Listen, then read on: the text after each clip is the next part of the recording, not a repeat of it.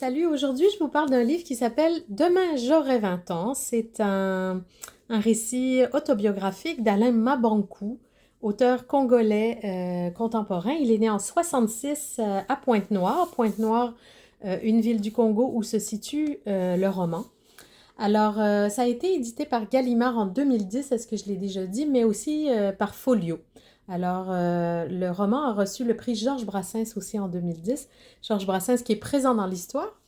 Alors, ben, Alain Mabankou, c'est un auteur prolifique, hein, franco-congolais, qui habite un peu partout dans le monde. Je pense qu'il est basé en France, mais ça reste qu'il bouge beaucoup. Moi, je suis abonnée à son Instagram et on le voit toujours dans des chemises magnifiques un peu partout avec des vedettes sur la planète. Et puis, ben, c'est l'auteur, par exemple, de Mémoires de Porc-Épic. Avez-vous lu Black Bazar ou Vert cassé? Ce sont vraiment des best-sellers. Bon, lui, Demain j'aurai 20 ans a été traduit quand même en 7 langues. Et puis, comme il a été édité par Folio aussi, bon, il s'est retrouvé vraiment sur les tablettes. Alors, c'est quoi l'histoire de Demain j'aurai 20 ans? Ben, c'est une sorte de La vie devant soi, je dirais, aux couleurs congolaises dans cette petite ville du Congo. Euh, Au lendemain des indépendances, hein, on est vraiment dans les années 80, dans l'enfance de Michel. Alors Michel, notre narrateur et personnage principal, il a 10, 11 ans. Et puis, ben, c'est un enfant qui vit avec sa mère Pauline et son papa, je dirais, en garde partagée parce que son papa a une autre famille avec une autre maman et d'autres enfants qui sont ses frères et sœurs.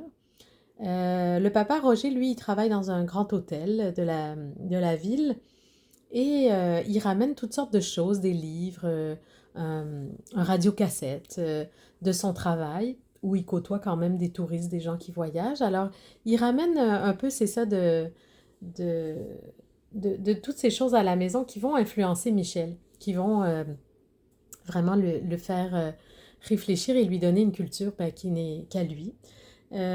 Aussi, on lui prête des pouvoirs hein, surnaturels parce que il y a toute une histoire autour de la pseudo-stérilité de sa maman, c'est-à-dire que depuis Michel, elle n'a pas pu avoir d'autres enfants. Elle a perdu aussi deux de ses sœurs et donc il y a tout un chemin que Michel fait avec des conversations qu'il entend de ses parents à travers la cloison dans sa chambre. C'est très beau, c'est très poétique.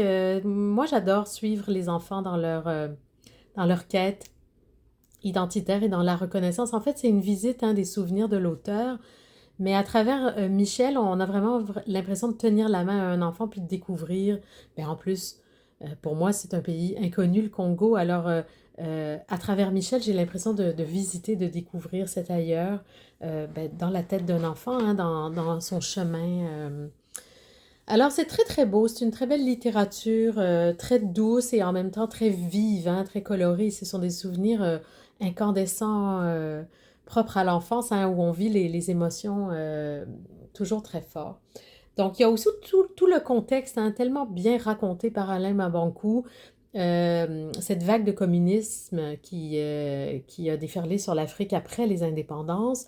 On a l'oncle hein, de Michel qui est très présent avec des portraits de Lénine euh, sur ses murs ou encore de Rimbaud. On parle à la fois de... On navigue entre Georges Brassens, la littérature, le communisme, enfin, c'est magnifique. C'est vraiment beau parce que c'est une manière de comprendre la géopolitique, en fait, je trouve, à travers un enfant qui est juste extraordinaire.